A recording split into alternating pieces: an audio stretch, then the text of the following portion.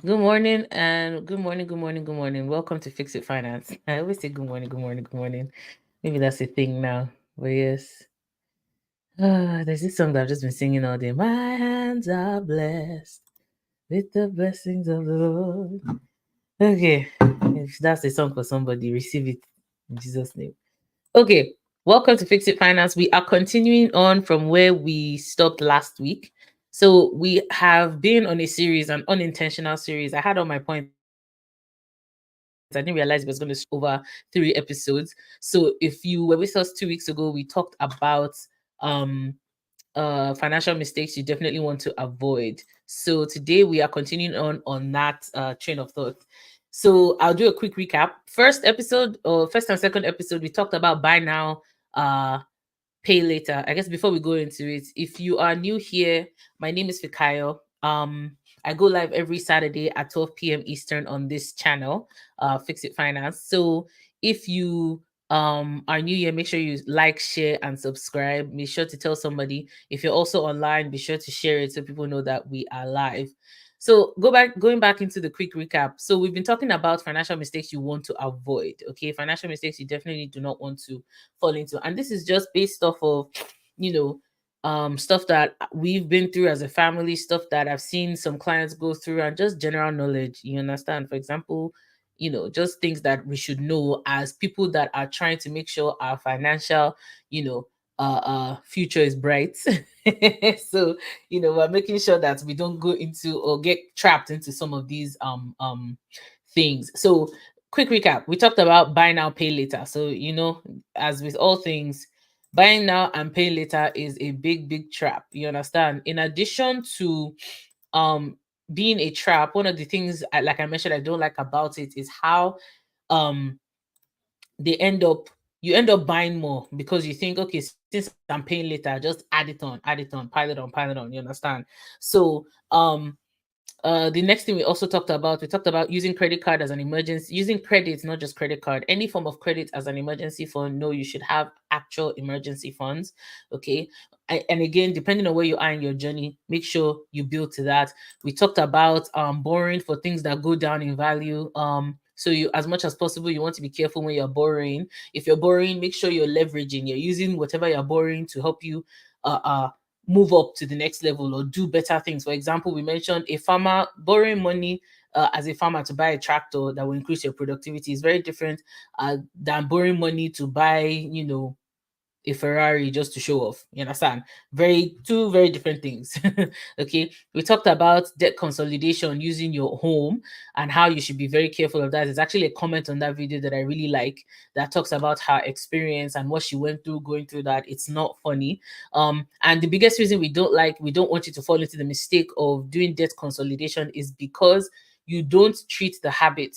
So what will happen is you're going to roll all that debt into your house. You don't break those habits and you find yourself back into debt, or you don't close the accounts. So for example, let's say you have a credit card of 20,000, you roll it into your house, you pay it off using your home equity, but the credit card is still there. Guess what? You're going to run that 20,000 back up. Okay. And it just happens that you don't treat the habit. So you want to make sure that you treat the habit of borrowing money as an emergency fund. Okay.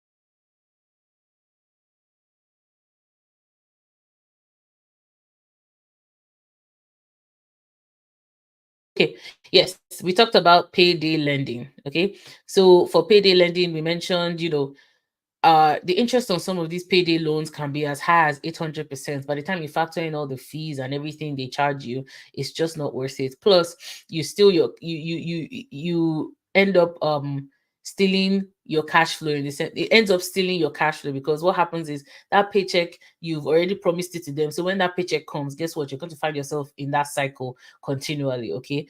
And again, this is just a quick recap of some of the stuff we talked about. I'm not going to go into details on these guys because we've talked about it in the last 2 episodes. So make sure you catch that and you watch that.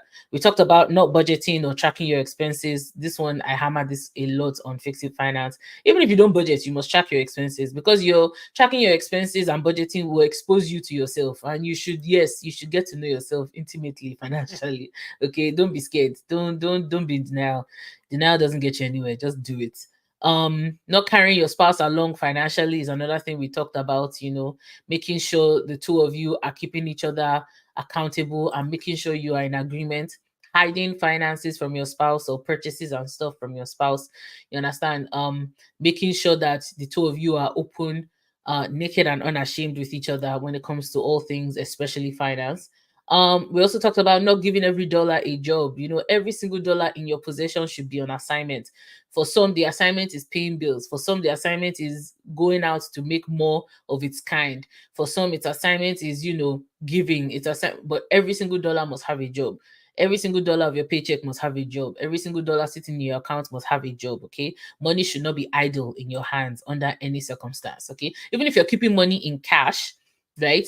You have that money sitting in, for example, in a high interest savings account as an emergency fund. So it's not idle in your hands. It has a purpose. Okay. We talked about co-signing of any kind. Okay. We don't want you should not be co-signing of any kind. Okay. And again, there's a balance to it. So like I mentioned, say for example, you have a friend, they are new in Canada, they need to co-sign because they don't have any history or stuff like that. That's different. Okay. You also need to be careful. You want to make sure you do your own due diligence. It's not really different, but at least I can understand why you would do it in that scenario.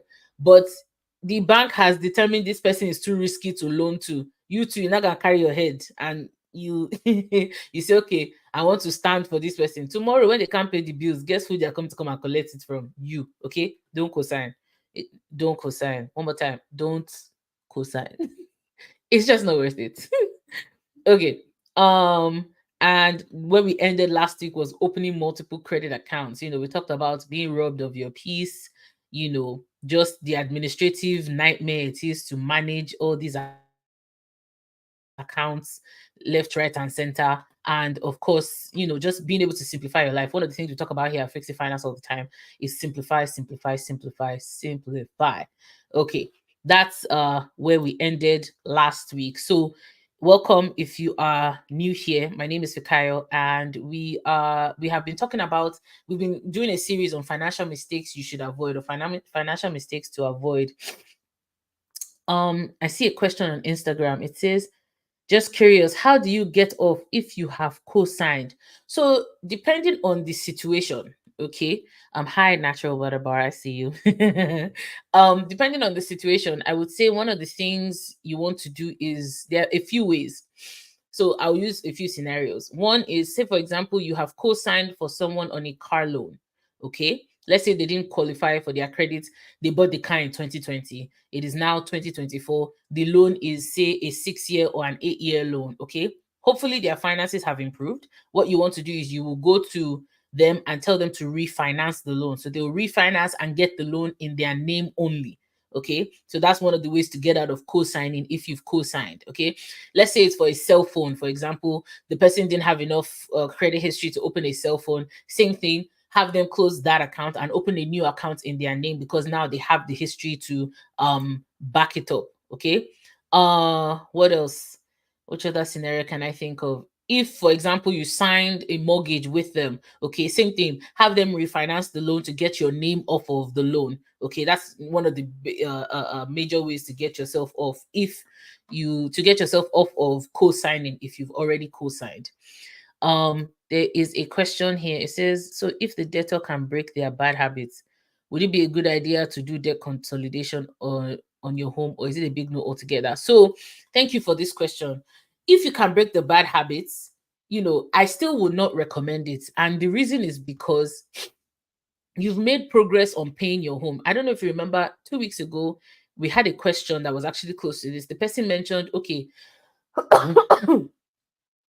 you see a lot of people that they've been paying their mortgage, and then they look up 15 years, 20 years, 30 years down the line, and they've still not made any progress. And it's because, people do things like this, whereby they take debt, they roll it into their house, and then they erode 5, 10, 15 years of progress off of paying that house. Because if you calculate how much of your money, for example, is going towards interest and how much is going towards the principal, okay, as you're paying off your home, you realize it's usually around, depending on interest rates, right? It's usually around 50% or more. Okay, so in a good interest rate environment, 50% is going towards paying off your house, 50% is going towards um um interest. Okay, so now let's say you've been paying your mortgage for 5 years, and you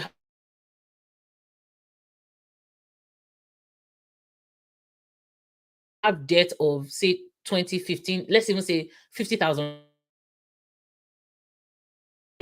Now, if your house has increased in value and whatnot, there's an excuse, not excuse. There's a there's a what's the word I'm trying to say?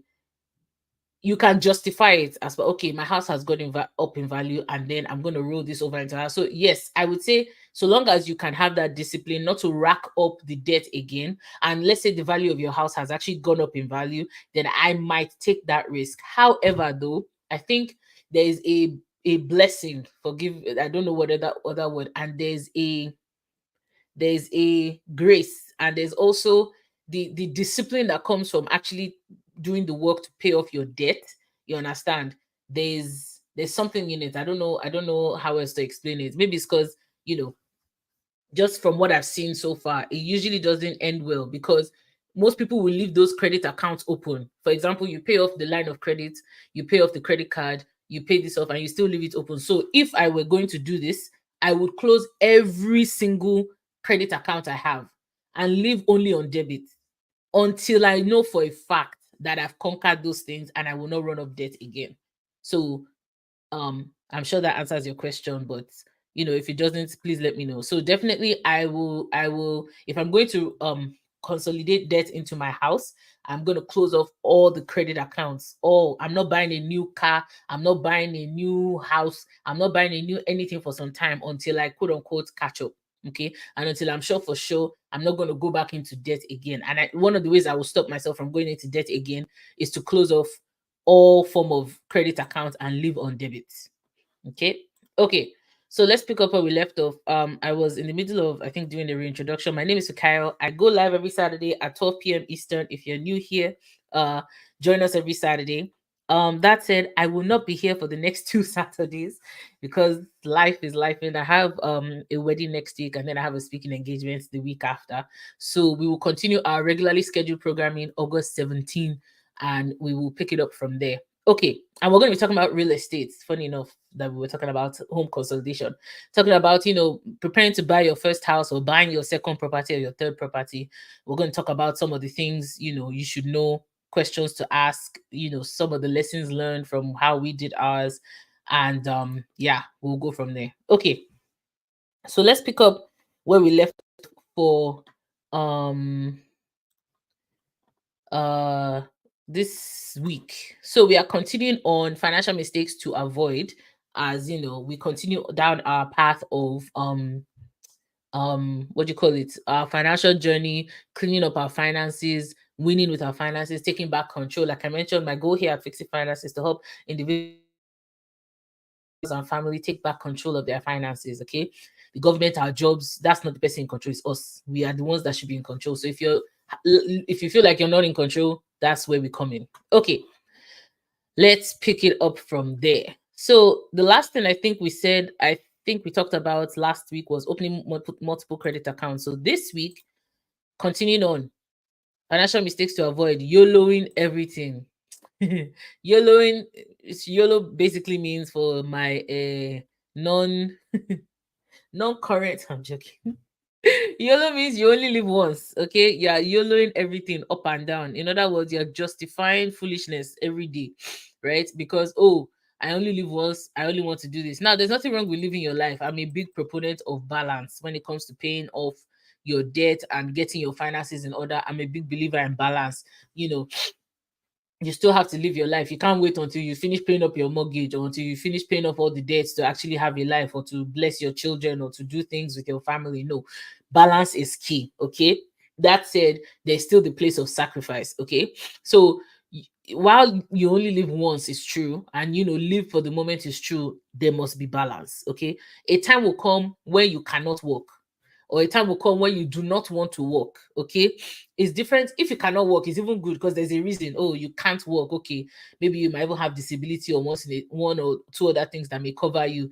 But when it comes to the point where you do not want to work, but you still have to be going to work because you have YOLO your yesterday, and you're now paying for it in today. Okay, please don't YOLO yesterday, and you're still, some of us were still paying for transactions we made in 2021. Okay, we're still paying for transactions we made in 2022 and 2023, because if you put something on a credit card or on a line of credit, or any form of credit, you are basically, what you did yesterday is what you're paying for today. Okay, so we want to be careful. Don't end up YOLOing your entire life away, and then in your 60s, 70s, 80s, you have to keep working because, well, you've over consumed, or you've overstretched, you've overdone it in terms of life. Okay, balance. There must be balance. There must be balance. So yes, I'm a big believer in living your life and having balance. Travel if you want to travel, eat the food if you want to eat the food, go to the places you want to go, do the things you want to do, but there must be balance. You can't spend 50,000 a year traveling and your savings is only 5,000. It does not make it, it does not compute. You understand? So there must be balance. Okay, you can't say you are spending $10,000 on experiences, yet your children's university education fund, if you are a family that believes in education, is not fully funded or it's not well funded. Okay, so there must be balance. Okay. The next thing is financial advice from broke friends and family. This one, yes, this one is a big one. Okay, you definitely want to choose carefully who take financial advice from. Okay, especially as you continue on this journey, you want to be very careful, because everybody and their auntie now is a financial expert. Okay, an expert in the sense of they went to one training in one warehouse building somewhere, and they've now become experts in everything. Not everybody is an expert. So one of the financial mistakes you want to definitely avoid is to check, double check, and triple check who your experts are and what is the base of their expertise, in the sense of, if someone comes to you and says they are a mortgage expert, for example, or they are a small business expert, what's feeding that history? Okay, what's their track record? What can you see in their life? For example, if someone is a mortgage expert, then they can show you there's record that, okay, I've helped ABC 123 to do 123 and XYZ. There's a record, you understand? So you want to be careful who you are taking advice from. Okay, taking advice from broke friends and broke family members is a big no-no. Okay, in I think a couple of weeks ago when we went live again, we talked about how a lot of these financial gurus that we have in our circle, they've gone to sign up for some of these investment products, insurance products, and whatnot. They don't even understand the products they are selling. Okay, but they are selling it to you as experts. Okay, and if you ask them basic questions, they can't even answer you. Okay, so you definitely want to be careful. Make sure you do your own research. Okay, when taking advice and investing advice from friends or family, make sure you do your own research in addition to what it is they are telling you, and ask questions. Okay, don't be afraid to ask questions. Poke holes into what it is that's being fed to you. Don't just take it and run with it. Okay, you understand? You want to be careful, because there are a lot of people that are not necessarily experts claiming to be experts out there. So be very, very careful. These are some of the financial mistakes you definitely want to avoid. The other thing you want to be cognizant of is people that are making commission promoting themselves as experts. Okay, there's nothing wrong in making money via commission. It's just you want to make sure you understand the sort of conflict of interest that is there. Okay, if you're pushing me to get universal life insurance, for example, I understand how you are making your money. You understand? Or you're pushing me to buy something. My own is, okay, how are you making money in this particular situation? Because in that particular situation, their judgment is skewed. Okay, there's a conflict of interest there. They are looking after their own pockets, not necessarily your own interest. Okay, so you definitely want to be careful. For example, one of the things I like is when I work with, if you're working with a mortgage expert, for example, you know how they make money. Okay, but most of the time they work, because if you are satisfied as a customer, they know you recommend them to other people. You understand? So for them, that trade is much better than them trying to make one or two wrong deals here or there. Okay, so you definitely want to make sure you are being careful when you're taking advice from friends and family. There's nothing wrong in having friends and family that are experts. The ones that are truly experts, because again, okay, not the ones that are looking to make commission off your head. Okay, so when they come with their sales pitch to your living room or your dining table, have an agreement with your spouse as much as possible to always go back. No matter how hyped up or inspired you are after their presentation, make sure you always go back to sit down with one another and talk about it. Okay, to go do your research, to ask questions. Heck, send me a question. I talk about that all the time. I'm your second opinion guru here. You understand? Once you've gotten first opinion, come and ask me. I will tell you the truth, because no, I'm not making any money or commission off your head. You understand? So little things like that matter. So make sure you have somebody in your corner that you can ask those type of questions, those hard questions like, oh, sis, bros, break it down for me like I'm 3 years old. Make it simple. This one, they've given me sales pitch and I'm hyped.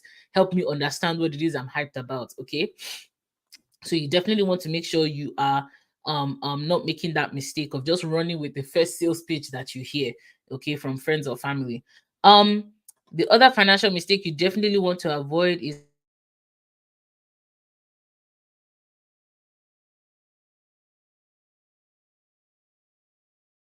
having a HELOC or second mortgage, is, taking a HELOC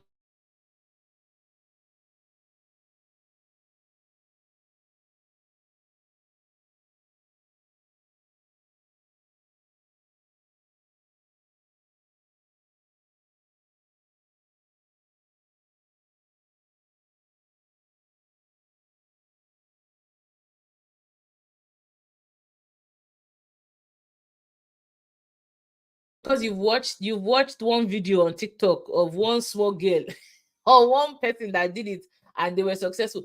Be careful what you're getting into. If you know what you're doing, I'm not talking to you. Okay. If you know what you're doing, yes, HELOC, second mortgage, and some of these other things, they are a one way, to be able to speed up some things. Okay. Keyword one way to speed up some things. There are other ways. Okay. But if you don't know what you're doing, don't even go near it, because this is how people lose their shirts every day.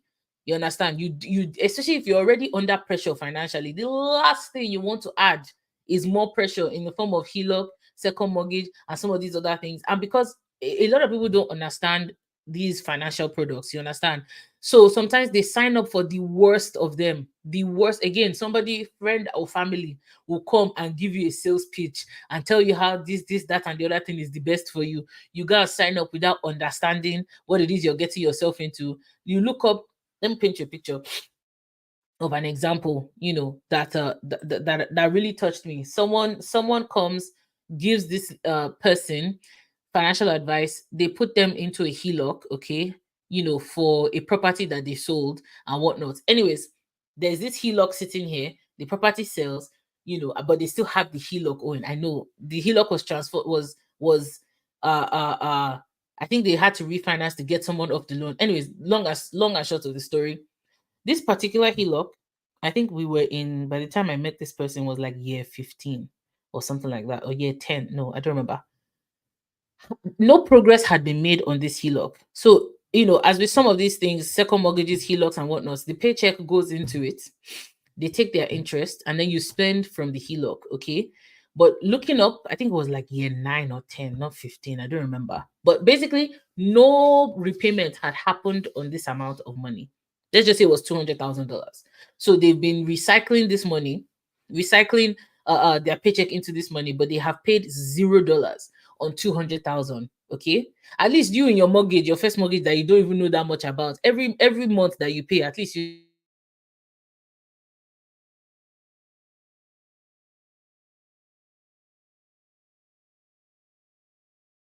okay, something is going towards interest, something is going towards paying off. Again, if you know what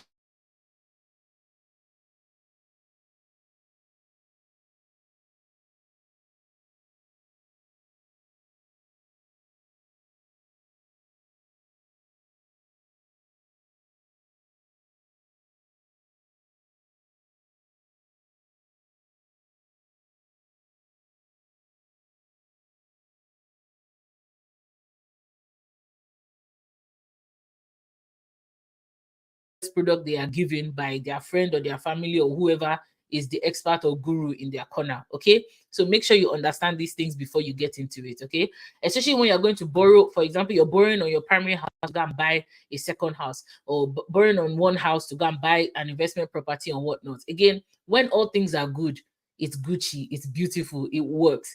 The moment kasala burst, or the moment things shake in the economy for whatever reason, or the moment interest rates fluctuate up or down, or you find yourself in so much trouble. So again, be very, very, very careful. If you know what you're doing, this is not for you. If you don't, Just hold your peace and be still until you've done research and you understand.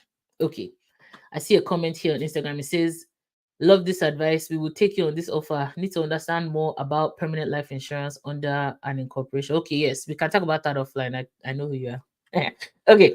Um, the next mistake you don't want to make, we're finishing this thing today. I'm not taking it to episode another fourth episode. Okay, is having no will or life insurance. Okay, if you are on this call, if you followed me for at least even a month, I would have mentioned this in at least once. Will or life insurance, get it and get it now. Okay, especially if you have people that depend on you financially. Have a will in place, have life insurance in place, have a personal directive in place as well. For example, in Alberta, having a power of attorney is not enough. You need a personal directive for health decisions. So personal directive is for health decisions, power of attorney is for financial decisions. So you're giving someone a power of attorney, for example, a spouse, to be able to make decisions on your behalf if you are not available to make those decisions, or if you are quote unquote incapacitated. Okay, make sure you have a will. Make sure you have life insurance. If you have any asset of any kind or anybody that depends on you financially, please have a will. When I say depend on you financially, your spouse depends on you financially. You might say, oh, but I pay this bill and she pays that bill. Yes, if you, God forbid, anything were to happen to you today, your spouse is going to feel it, because a two-income household dropping to a one-income household is how some people face bankruptcy every day. Okay? Two-income household becoming one-income household is how people face bankruptcy every day. Please, please, please have a will or life insurance in place. When you have a will, safe, it takes average, depending on the time, it's not like an immediate thing. Okay, your estate settling takes time. Okay, so if you don't have a will in place, if you don't have life insurance in place, your family could find themselves absolutely destitute, even if you have assets. Okay, so make sure. I always talk about it. Put your beneficiaries on your accounts, your TFSAs, your RRSPs, and make sure they have beneficiaries, or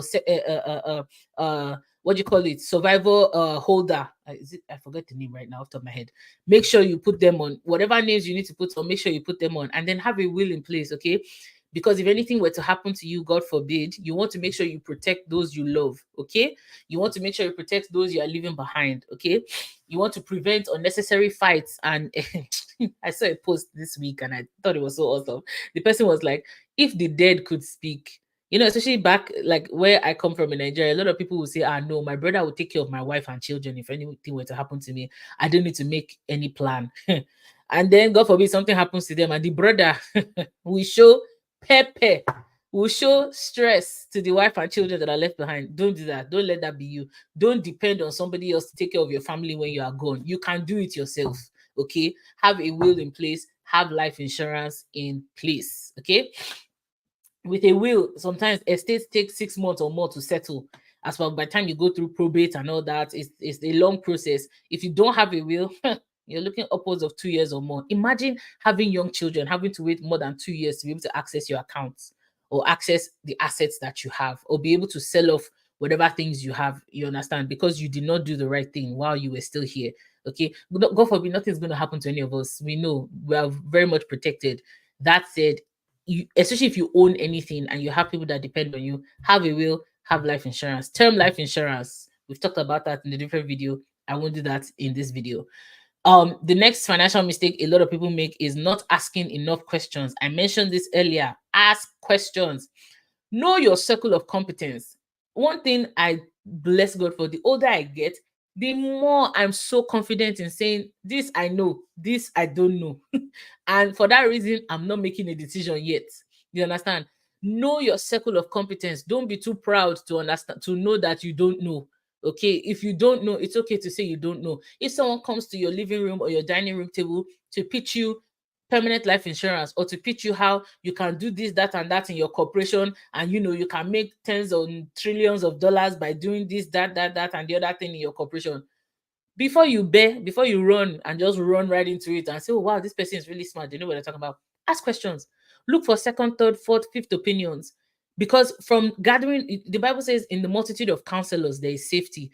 Don't listen to just one person's sales pitch or one person's uh, uh,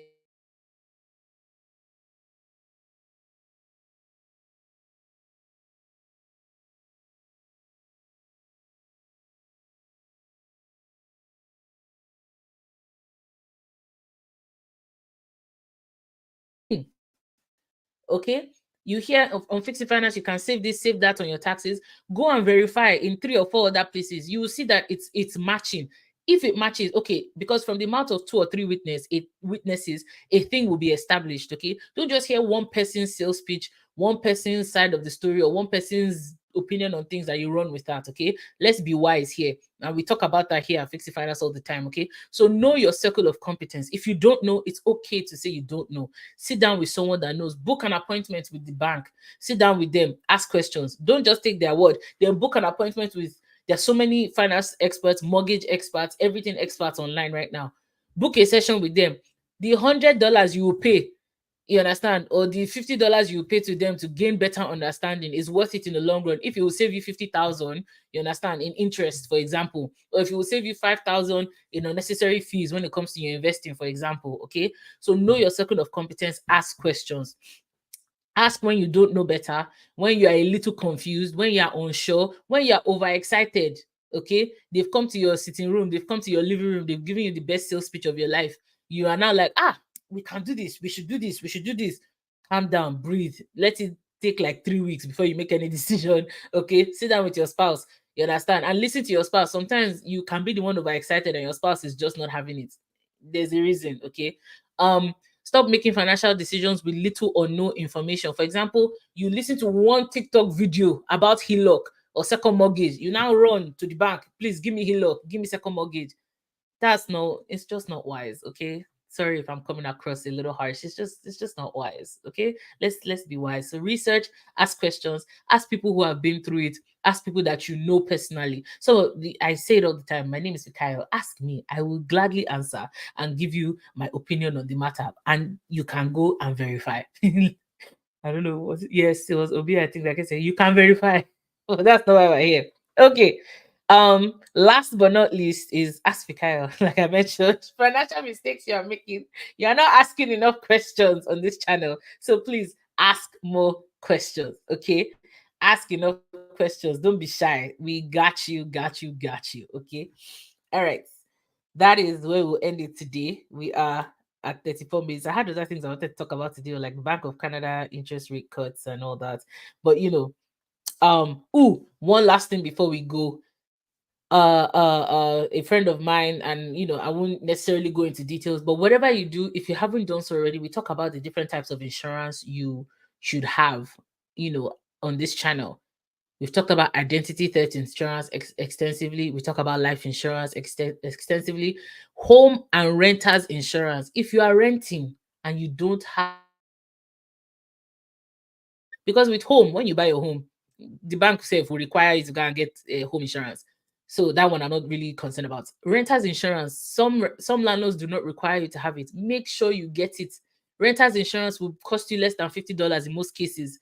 Go and buy it, because one thing a lot of people don't know is the landlord is not responsible for your content. The landlord is only responsible for the roof and the 4 walls. That's it. Meaning, if anything were to happen, all the landlord has to fix is the 4 walls and the roof. You understand? When I say roof, as per the structure, that's it. Anything that's inside is not their problem. Okay?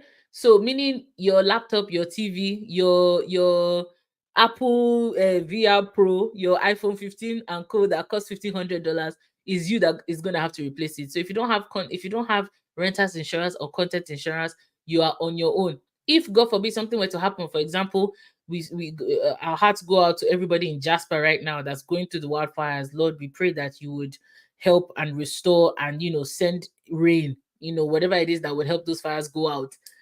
If, for example, there was a flood, there was a fire, there was damage, whatever, the landlord is only responsible for rebuilding the structure and the 4 walls. That is it. You are responsible for replacing your own content. You can't go after the landlord, you can't go after the builder, you can't go after anything. Okay, so make sure. There's a comment here on Instagram that says some landlords will not even bother about the structure. That's true. Some landlords will just give you basics and say go back.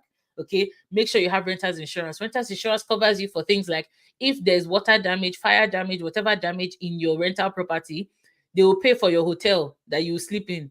You might say, oh, what's the big deal? Have you seen the cost of hotels these days? 200, 300, 400 per night. Imagine if you are rebuilding or fixing something in your building. That could take a week or more. Okay, calculate that in terms of your hotel. So please, if you don't have renters insurance, go and get it. Okay, and make sure you have enough coverage. So we've talked about extensively on Fix It Finance about the different types of insurances you have. I've mentioned a few. Go and get renters insurance if you don't have it. Friendly reminder this week. Okay, we'll wrap it up here.